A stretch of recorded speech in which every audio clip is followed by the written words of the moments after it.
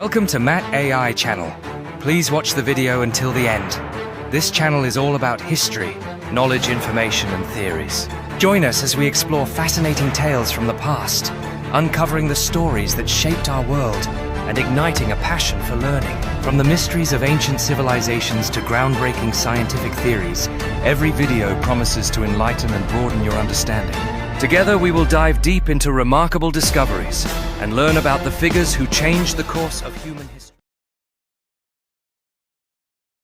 Philippine history begins with early human settlements that carved their existence within diverse pre-colonial kingdoms, shaped further by the waves of Austronesian migrations.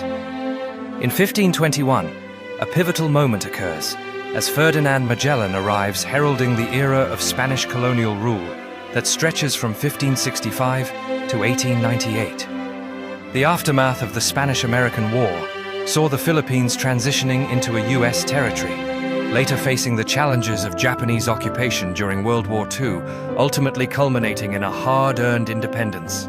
The struggle for independence became a unifying force among Filipinos, igniting a passion for sovereignty that could not be extinguished. As the sun set on Spanish rule, a vibrant celebration erupted in Manila, marking a moment of national pride and determination. The journey was fraught with challenges, evidenced by the scars left by World War II. Yet the spirit of the Filipino people shone through, embodying resilience and hope for a brighter future. As Ferdinand Marcos took power, he vowed to lead the Philippines into a golden era, embodying the ambitions of a nation ready for progress and modernization. His administration sparked an economic surge with infrastructure developments that transformed the urban landscape into a beacon of hope, fostering opportunities across the islands. However, beneath the surface of this growth, tensions brewed, revealing the complexities of governance and the lives of the Filipino people. The Marcos administration was marked by extravagant events and grand visions, with Ferdinand and Imelda Marcos often at the center, projecting a narrative of prosperity to the world.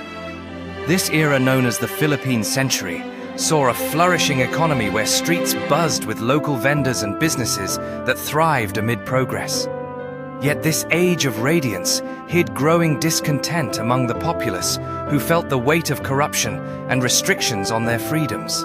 In the golden era of Marcos' senior leadership, his powerful military reigned supreme in Southeast Asia, making his country the second strongest after the United States, a remarkable feat that reshaped the region's dynamics.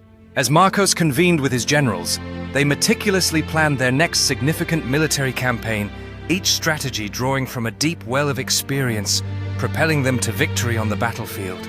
Under Marcos' guidance, his formidable naval fleet set sail, asserting dominance over the seas, while the coastal cities flourished, a clear indication of the prosperity and stability his reign had brought.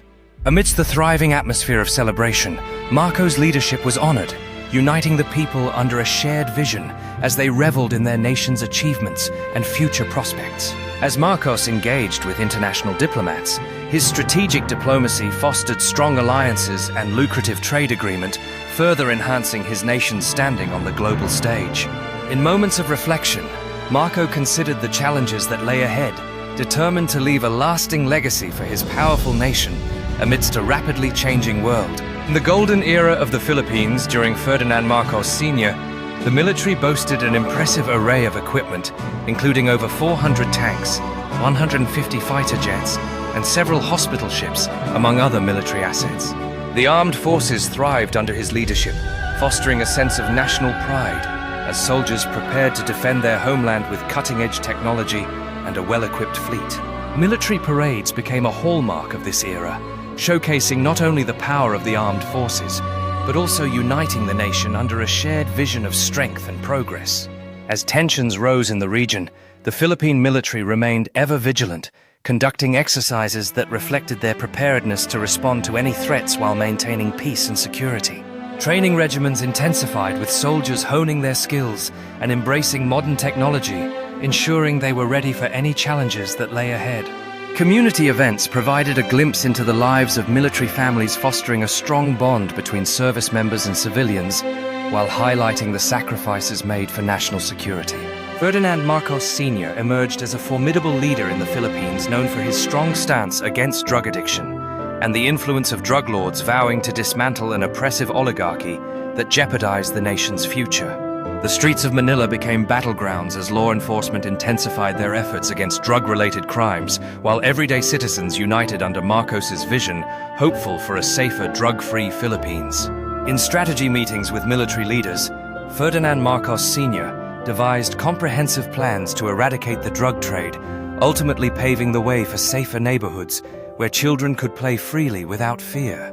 In a bold press conference, Ferdinand Marcos Sr. articulated his vision for justice and order, while law enforcement dismantled drug lords' strongholds, sending a clear message that crime would no longer be tolerated.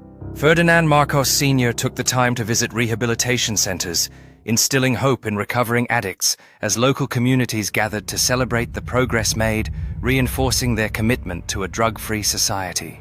Ferdinand Marcos Sr. stood at the forefront of a national campaign vowing to eradicate drug addiction, while simultaneously challenging the influence of oligarchs in his country.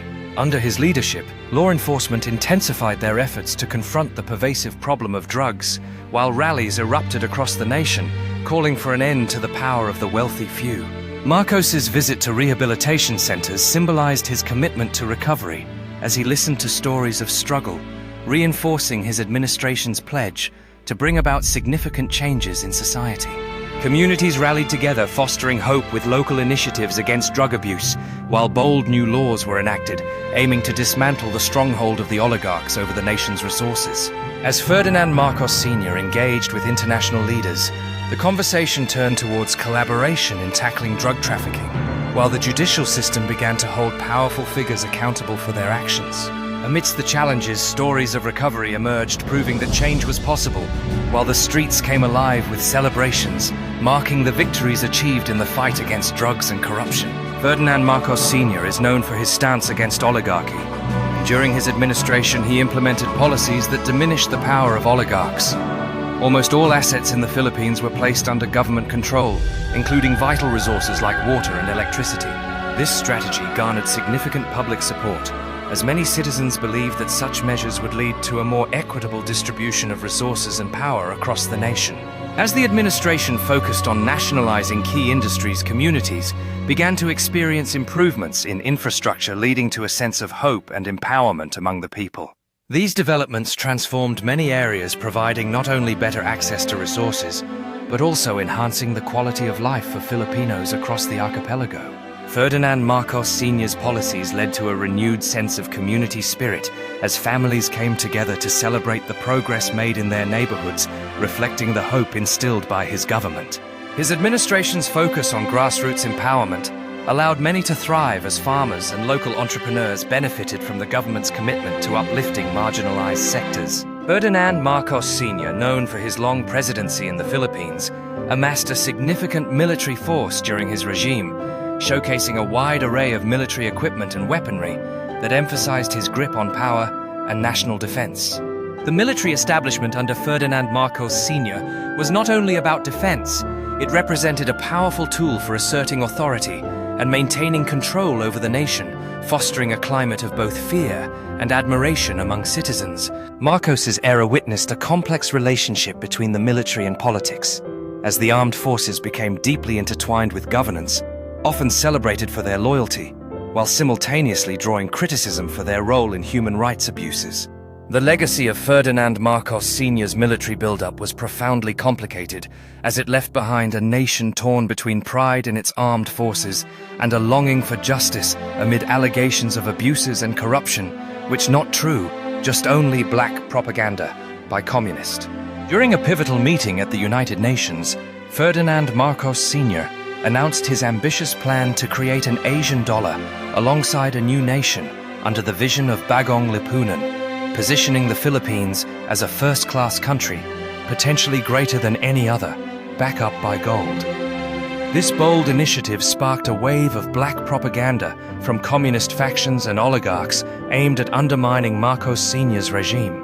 As news of this announcement spread, newspapers quickly filled with sensational headlines echoing accusations against Ferdinand Marcos Sr. and fueling public outrage. Behind closed doors, a clandestine meeting unfolded where influential figures plotted their next moves, determined to bring down the Marcos regime and halt the ambitious vision for the Philippines. In response to the growing unrest, massive rallies erupted across the nation, with citizens gathering in defiance, demanding the resignation of Ferdinand Marcos Sr. and questioning his vision for the future. Among the crowd, a worried parent clutched their child tightly, embodying the anxiety and uncertainty that swept through the hearts of everyday Filipinos as the country stood on the brink of tumult. On September 23, 1972, Ferdinand Marcos Sr. made a crucial announcement declaring martial law in the Philippines, citing a significant rise in crime and the need to protect the government from the influence of oligarchs and paid communists. As the military took control, curfews were imposed and civil liberties were curtailed, leading to widespread protests and a divided nation grappling with the implications of Marcos's decision. Behind the scenes, countless individuals faced harassment and violence as the government cracked down on dissent, leading to accusations of human rights abuses that would haunt Marcos's regime. In the shadows, brave activists organized protests and underground meetings, united in their fight against the regime, determined to reclaim their voices in a time of darkness. As frustrations mounted, a wave of resistance emerged, culminating in mass rallies where citizens demanded justice and an end to martial law, igniting a spark of hope across the nation. In a decisive moment, millions took to the streets, united by a singular cry for freedom, igniting a revolution that would challenge the very foundations of Marcos's regime. Oligarchs and paid communists successfully destroyed the Marcos Sr. regime, and the wife of Ninoy Corazon Aquino took over the Malacanang government in the Philippines. As battles raged on the streets and protests grew louder, the Filipino spirit united under one banner, ready for change and a new beginning. In the heart of Manila, citizens from all walks of life came together chanting for justice and the restoration of their rights, marking a pivotal moment in Philippine history. This unity transcended social and economic barriers as people gathered in remembrance of those who fought for freedom, determined to build a new chapter for their country. As hope blossomed in every heart, Corazon Aquino inspired a nation, igniting dreams of democracy, progress, and a brighter future for generations to come. The transformation was not merely political. It became a movement rooted in love, family, and shared dreams, uniting the Filipino people under a common goal. In her new role, Corazon Aquino worked tirelessly to establish a government that represented the voice of the people, healing wounds while honoring the sacrifices made for their newfound freedom. Ferdinand Marcos Sr. forcefully captured and detained to Hawaii by the US during the time Marcos Sr. was in Hawaii. He requested Corazon Aquino to operate the Bataan nuclear power plant, as he believed that this nuclear power plant is the answer for growing demands in electricity and oil in the Philippines. But Corazon Aquino declined the request, as she said to Marcos Sr. that the Philippines people will just only remember Marcos regime if this power plant was operational. Marcos Sr. responds that if you have personal problems in me, don't include the Philippines people. Due to this, Marcos Sr. predicted that after 20 years, Philippines' economics will become down and more Filipino will suffer because of the high demands in electricity and growing population that causes the Philippines country to become poor. During the presidency of Corazon Aquino, along with subsequent leaders, the Philippines witnessed significant changes that led to a loss of discipline among many Filipinos. The government struggled to maintain control, resulting in a depletion of natural resources such as water and electricity.